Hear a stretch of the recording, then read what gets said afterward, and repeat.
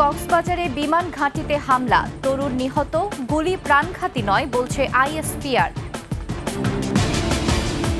ধর্ষণ, নারী হেনস্থার প্রতিবাদে গণপদযাত্রায় পুলিশের বাধা, ছিনতাই ডাকাতিতে আতঙ্কের নগরী ঢাকা। এবং ডিসেম্বর থেকে মার্চের মধ্যে হতে পারে সাধারণ নির্বাচন, স্থানীয় নির্বাচনের বিষয়ে সিদ্ধান্ত হয়নি।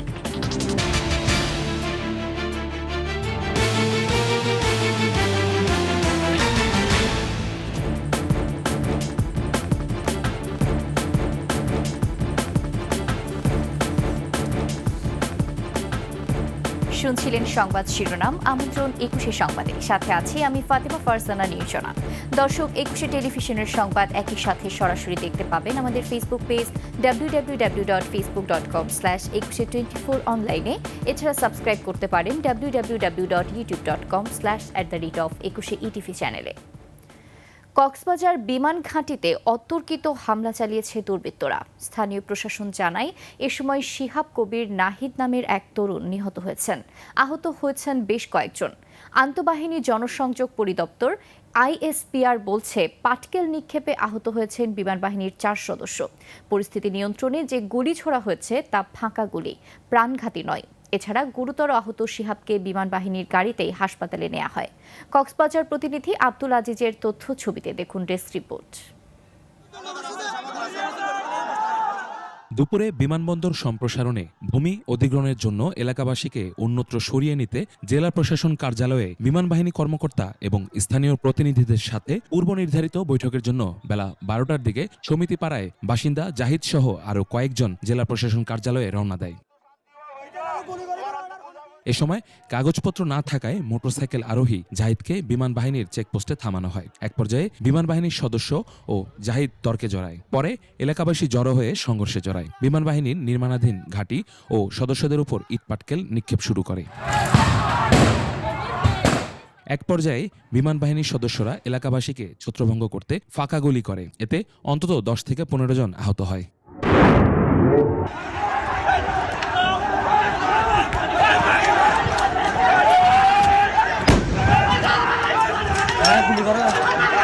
তারা ধীরে ধীরে মানুষের জনবসতিগুলো দখল করে নিজেদের ঘাঁটি বানাচ্ছে। আজকে সাধারণ মানুষ রাস্তা দিয়ে চলাচল করার সময় এলাকার কিছু ছেলেপিলেকে তারা ধরে নিয়ে নিজেদের মধ্যে নিয়ে গেছে। স্থানীয় লোকজন সেটা প্রতিবাদ করায় তাদের উপরে এরা নির্বিচারে গুলি করেছে। আহত শিহাব কবির নাহিদকে হাসপাতালে নিয়ে গেলে কর্তব্যরত চিকিৎসক মৃত ঘোষণা করেন।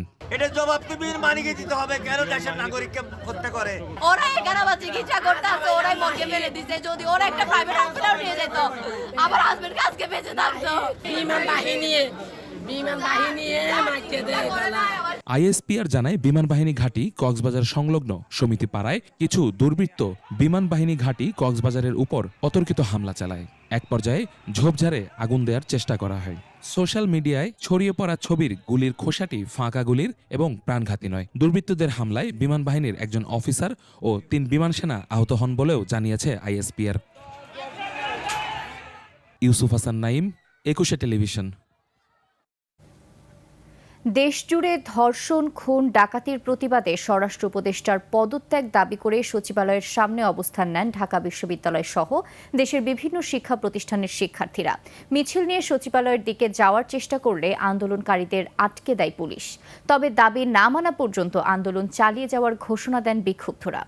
বিস্তারিত জানাচ্ছেন তানজিলা তাসনিম।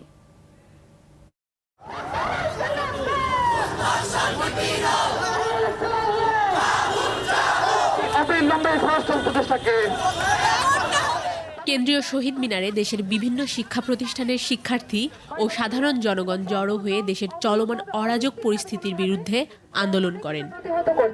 আন্দোলনকারীদের দাবি, ধর্ষণ, খুন সহ অস্থির পরিস্থিতি নিয়ন্ত্রণে ব্যর্থ স্বরাষ্ট্র উপদেষ্টার পদত্যাগ। আগে যেটা দেখা যেত ছাত্রলীগ করতেছে, সেটা এখন অন্য কেউ একজন করতেছে। গণহারে যেভাবে দর্শনের মতো ঘটনা হচ্ছে, সংগঠিত হচ্ছে, আমি এটা মনে করি সম্পূর্ণ হচ্ছে আইন শৃঙ্খলার অবনতি। ছিনতাই হচ্ছে, ডাকাতি হচ্ছে, ইভেন গোলাগুলি পর্যন্ত হচ্ছে। নারীর নিরাপত্তার প্রশ্নে বা আমাদের সাধারণ জনগণের নিরাপত্তার প্রশ্নে আমি আসলে একজন মানুষ দায়িত্ব নিয়ে বসে আছি, কিন্তু আমি সেই দায়িত্ব পালনে ব্যর্থ। আমরা তাদেরকে ধিক্কার জানাই এবং এই ব্যর্থতার স্বীকার করে তাদেরকে অবিলম্বে পদত্যাগ করার দাবি জানাই। আপনি যদি দায়িত্ব পালন করতে না পারেন, আপনি দায়িত্ব ছেড়ে দেন, যারা দায়িত্ব পালন করতে পারবে এমন একজনকে বসান। আন্দোলনকারীরা মিছিল নিয়ে সচিবালয়ের সামনে এগিয়ে গেলে তাদের সামনে ব্যারিকেড নিয়ে মারমুখী অবস্থান নেয় পুলিশ। দেশের খুন, ডাকাতি, রাহাজানি এবং ধর্ষণ সহ বিভিন্ন অরাজকতার প্রতিবাদে শিক্ষার্থী এবং সাধারণ জনগণের অবস্থান সচিবালয়ের সামনে। আমরা তো ন্যায্য দাবি নিয়ে যাচ্ছি, হ্যাঁ, তো পুলিশ কেন আমাদের সাথে এরকম করবে? আমাদের যেটা মনে হলো যে আমরা কি এখনো হাসিনা আমলে আছি? যে পরিমাণ আইন শৃঙ্খলা পরিস্থিতি, যে খারাপ অবস্থা, এই খারাপ অবস্থার জন্য আমরা মনে করি একান্তভাবে স্বরাষ্ট্র উপদেষ্টা দায়ী। আগের তুলনায় এখন দেখা যাচ্ছে আরো বিচ্ছিরি অবস্থা। ভিকারুন্নিসা নূন স্কুল অ্যান্ড কলেজ সহ দেশের বিভিন্ন শিক্ষা প্রতিষ্ঠানের শিক্ষার্থীরাও ধর্ষণ বিরোধী মিছিল করেন। সোমবার দুপুর 12টার দিকে তাদের এই বিক্ষোভ কর্মসূচি শুরু হয়।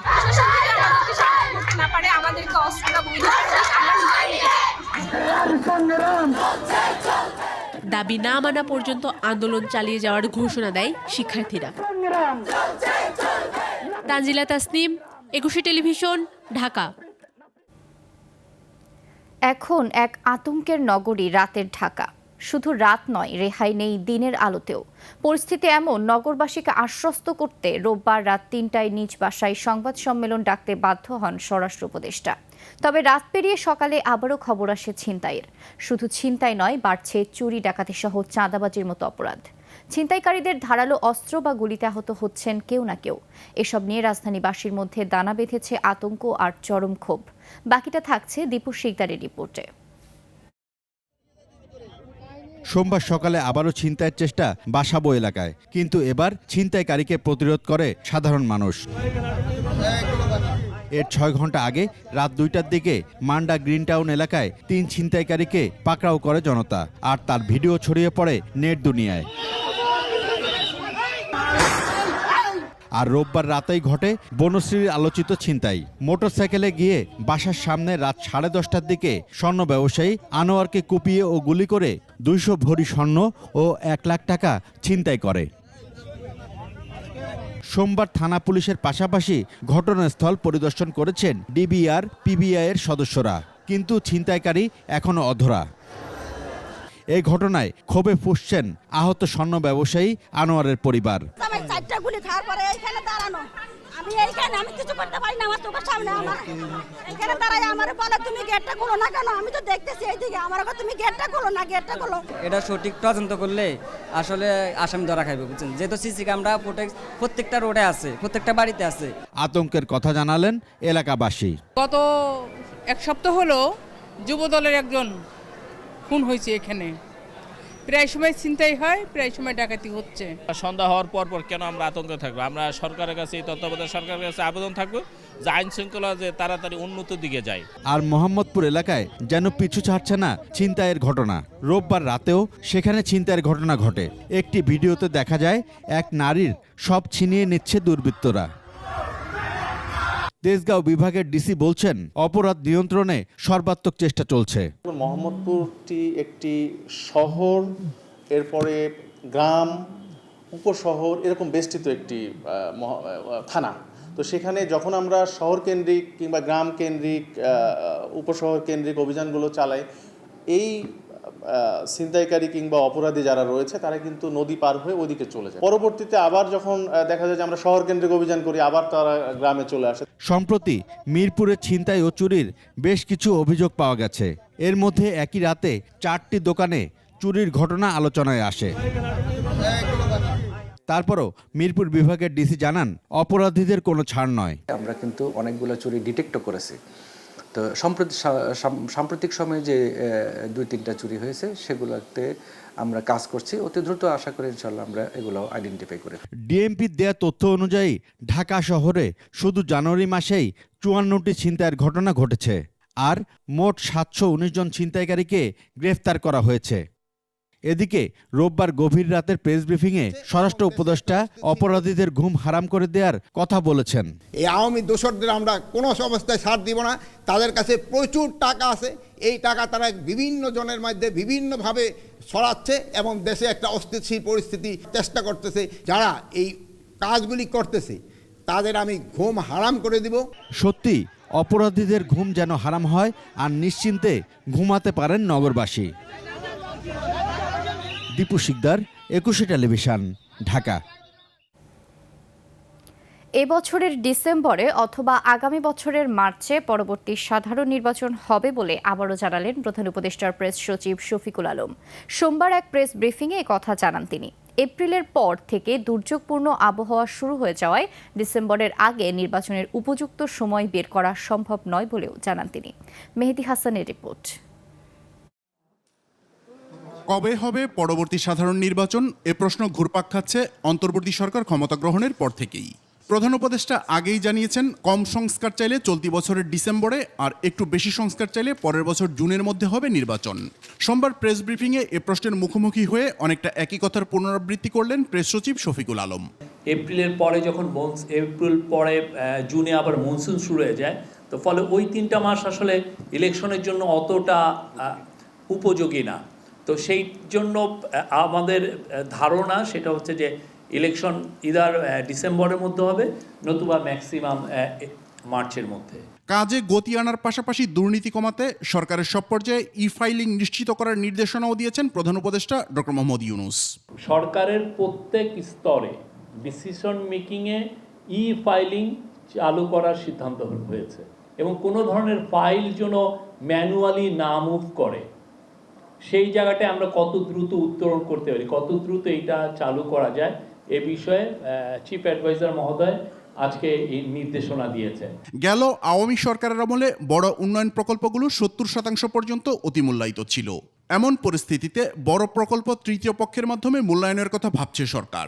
রাজনৈতিক প্রভাব ও অযৌক্তিক প্রকল্পে ব্যয়ের মাধ্যমে 14 থেকে 24 বিলিয়ন মার্কিন ডলারের সমপরিমাণের অর্থ অপচয় হয়েছে।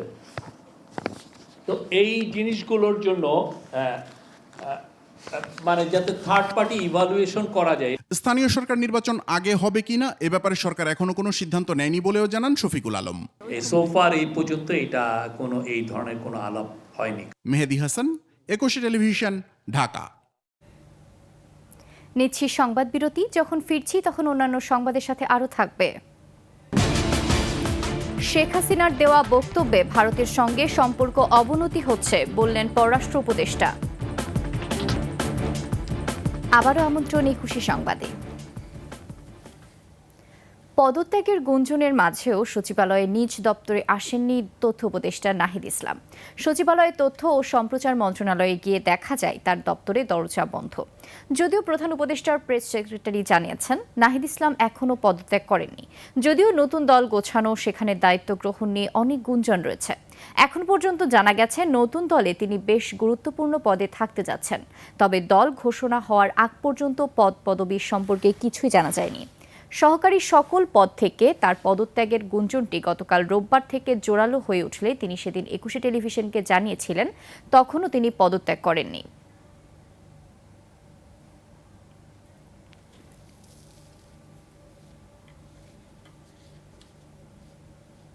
বাংলাদেশের সঙ্গে সম্পর্ক কেমন হবে সেই সিদ্ধান্ত ভারতকেই নিতে হবে। দেশটির পররাষ্ট্রমন্ত্রী জয়শঙ্করের বক্তব্যের পাল্টা জবাব এভাবেই দিয়েছেন পররাষ্ট্র উপদেষ্টা তৌহিদ হোসেন।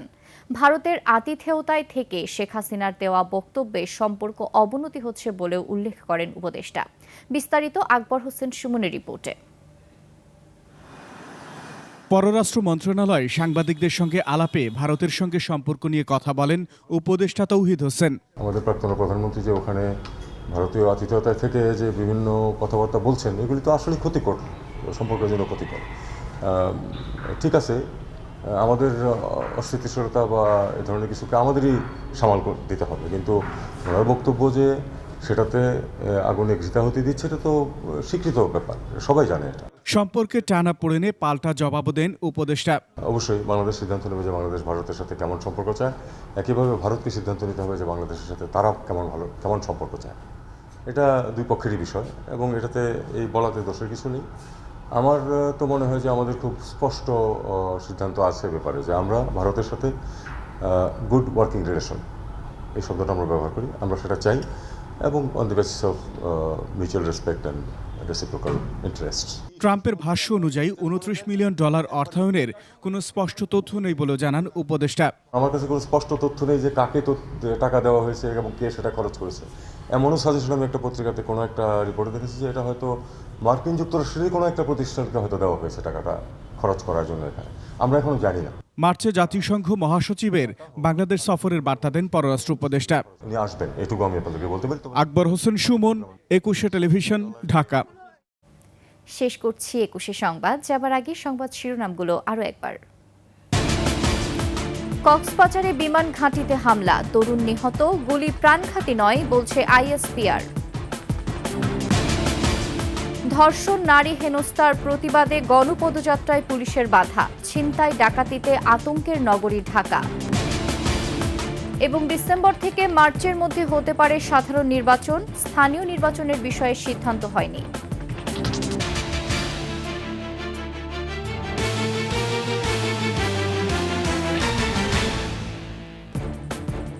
সর্বশেষ সংবাদ জানতে ডায়াল করুন 2021 নাম্বারে আর ভিজিট করুন 21-tv.com ওয়েবসাইটে। ফেসবুকে ভিজিট করতে পারেন www.facebook.com/2124 অনলাইনে। এছাড়া সাবস্ক্রাইব করতে পারেন www.youtube.com/@21etv চ্যানেলে। এতক্ষণ সঙ্গে থাকার জন্য ধন্যবাদ। পরবর্তী সংবাদ রাত 11টায় দেখার আমন্ত্রণ রইল। 21-এর সাথেই থাকুন।